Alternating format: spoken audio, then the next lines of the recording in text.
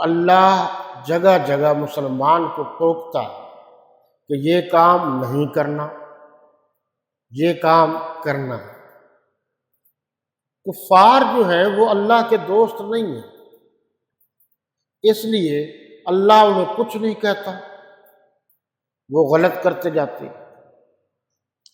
جیسے زندہ خدا کو جو مانتا ہے، جیسے ہم مسلمان ہیں، الحی القیوم، ہمیشہ زندہ رہنے والا، ہمیشہ قائم رہنے والا، جب ہم اس کو مانتے ہیں تو وہ اللہ ہمیں کہتا ہے کہ یہ کام کرنا ہے یا نہیں کرنا۔ اور جب ہم بتوں کو یا جو قبر میں سوئے ہوئے ہیں ان کو اپنا ملجا ماوا، مشکل کشا و حاجت روا سمجھتے ہیں، پھر ان سے مانگتے ہیں تو وہ تو چپ رہتے ہیں، وہ تو نہیں بولتے۔ جب وہ نہیں بولتے تو ہمیں کیا پتا کہ ہم سے اللہ راضی ہے یا نہیں؟ ان کا نہ بولنا ہم خوش ہوتے ہیں کہ نہیں بولتا، اور ہمیں نہیں ٹوکتا جو ہم مرضی کرتے رہیں۔ اس لیے آپ دیکھیں گے جو اللہ والے ہیں وہ روک ٹوک کرتے ہیں، جو شرک والے ہیں وہ روک ٹوک ہی نہیں کرتے، وہ کہتے ہیں جیسے مرضی کرنے دیں۔ ایک بات تو یہ ہے۔ دوسری بات انہوں نے لکھی ہے اور بہت اعلیٰ قسم کی بات ہے، وہ یہ ہے کہ ہم نے کفار سے مل کر، یعنی مسلمانوں نے یہود و نصارہ سے مل کر ہم نے ان سے دوستی کی، ہم نے بے حیائی ان سے لی، بے غیرتی لی، فحاشی لی، اور کاروبار میں جو وہ ترقی کرتے ہیں وہ اصول نہیں لیے، اور وہ اصول تھے تو مسلمانوں کے۔ مثلا یہ ہے کم تولنا، مسلمانوں کو اجازت نہیں ہے۔ ہاں جی، 2 نمبر چیز بیچنا بغیر بتائے، اس کی اجازت نہیں ہے۔ جھوٹ بولنا، اس کی اجازت نہیں ہے۔ تو یہ وہ چیزیں ہیں جو ہم نے اسلام سے سیکھی تھی مگر اس پر عمل نہیں کیا، اب وہ چیز صحیح بناتے ہیں، اس لیے لوگ اعتماد کرتے ہیں۔ اب آپ دیکھ لیجئے کہ دوائیاں ان کی صحیح ہوتی ہیں، لوگ وہ لیتے ہیں۔ ہمارے والے دوائیاں صحیح نہیں بناتے، تو ہم نے ان سے وہ سیکھا جو غلط ہے، وہ ان سے بھی نہیں سیکھا آج تک جو صحیح ہے۔ یعنی اچھی باتیں جو ان کی ہیں، جو قاعدے ہیں، جو ضابطے ہیں، وہاں کے لوگ ٹیکس دیتے ہیں اور ٹیکس لے کر حکومت ان کا تحفظ کرتی ہے اور جو کاروبار ہے اس کا خیال رکھتی ہے، وہاں اس طرح کا ماحول نہیں ہے، تو ہمیں بھی ایسا کرنا چاہیے، لیکن ہم ایسا نہیں کرتے۔ اب مثال کے طور پر ایک بچے نے بیکری سے، یہ عیسائیوں کے علاقے کی بات ہے، کچھ چیزیں چرا لی اور بھاگ گیا۔ بیکری والوں نے پیچھے پکڑا، بھاگ کر اسے پکڑا اور پھر عدالت میں پیش کر دیا۔ عدالت نے پوچھا کہ آپ نے بیٹا ایسا کیوں کیا؟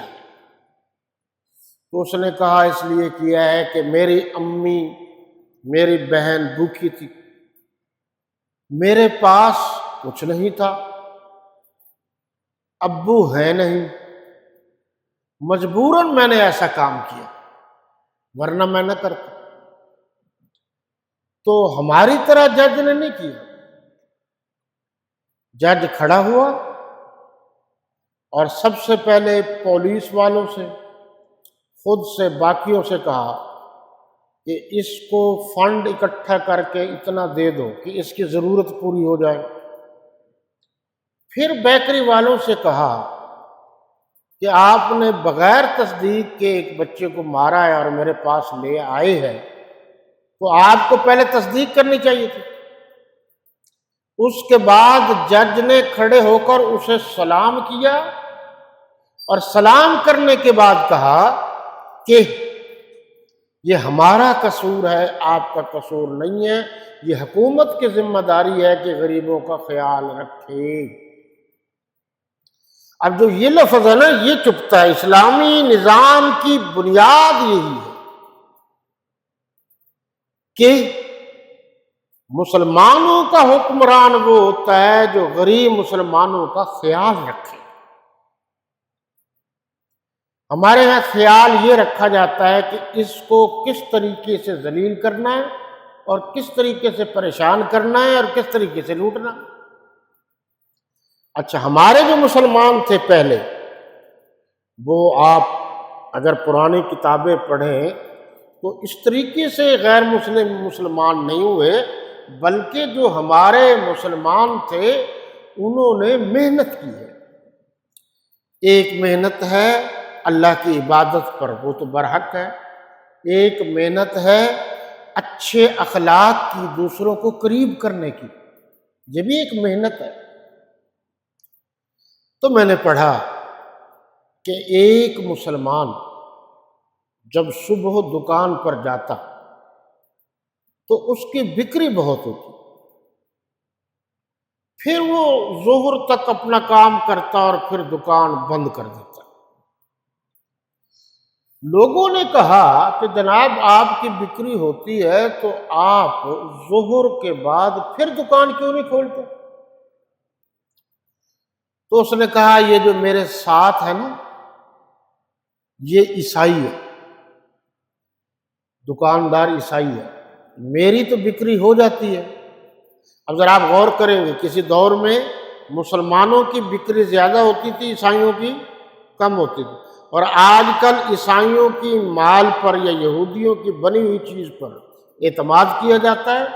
ہمارے مسلمان اتنے کمزور ہو گئے ہیں کہ وہ چیز صحیح نہیں بناتے، اس لیے ان پر اعتبار نہیں کیا جاتا۔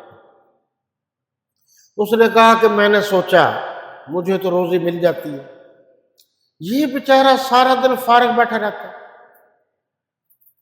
تو میں جان بوجھ کے دکان بند کر دیتا ہوں تاکہ کچھ اس کی بکری ہو جائے اور اس کا بھی گزر اوقات گھر کا ہو جائے۔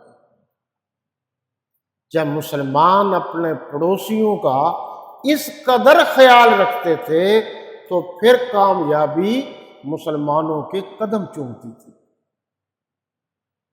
اب آپ دیکھ لیجیے، معاشرے میں بڑے ٹھنڈے دل سے جو آج کل جو جتنا نمازی، متقی، پرہیزگار، تہجد گزار ہوگا وہ اتنا ہی 2 نمبر ہوگا، شاید ہی کوئی اچھا ہو، لیکن اکثریت یہی جو 5 وقت کا نمازی ہے وہ دکان پر لوٹ کھسوٹ زیادہ کرتا ہے، جو بظاہر باشرح ہے وہ 2 نمبر چیزیں بیچتا ہے، پھر عمرہ کرتا ہے اور پھر کہتے ہیں اللہ معاف کرے۔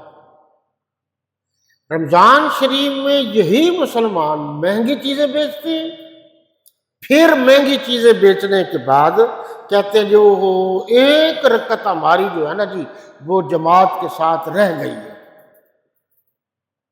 یعنی ان لوگوں نے اسلام کو اپنے مفادات کے لیے استعمال کرنا شروع کر دیا۔ اسلام تو کہتا تھا کہ خیر الناس من ینفع الناس، کہ تم میں سے بہتر آدمی وہ ہے جو دوسروں کو فائدہ پہنچائے، تو یہ دوسروں کو اچھی چیز دیتے، 1 نمبر چیز بیچتے، مہنگائی کم کرتے، رمضان شریف میں اور رعایت کرتے، یہ ادھر سے لوٹ کھسوٹ کرتے ہیں اور ادھر سے اپنے آپ کو نیک سمجھتے ہیں۔ اسلام کہتا ہے یہ غلط ہے۔ اگلی آیت جی فرمایا اس سے بڑھ کر ظالم کون ہوگا جو اللہ کی مسجدوں میں اللہ کے نام کو مٹانے کی کوشش کرتی ہے۔ اس کے کئی طریقے ہیں۔ ایک طریقہ تو یہ ہے کہ مسجدوں کے ساتھ گانا بجانا، شراب کھانا، یہ وہ شروع کر دیا تاکہ مسلمان جو عبادت کر رہے ہیں ان کو عبادت میں مزہ نہ آئے، اللہ کے گھر میں عبادت کر رہے ہیں۔ ایک یہ بھی طریقہ ہے، اور ایک یہ بھی ہے کہ وہ مسجدوں کو ہی بند کر دیتے ہیں کہ مسجدیں ہوں ہی نہ،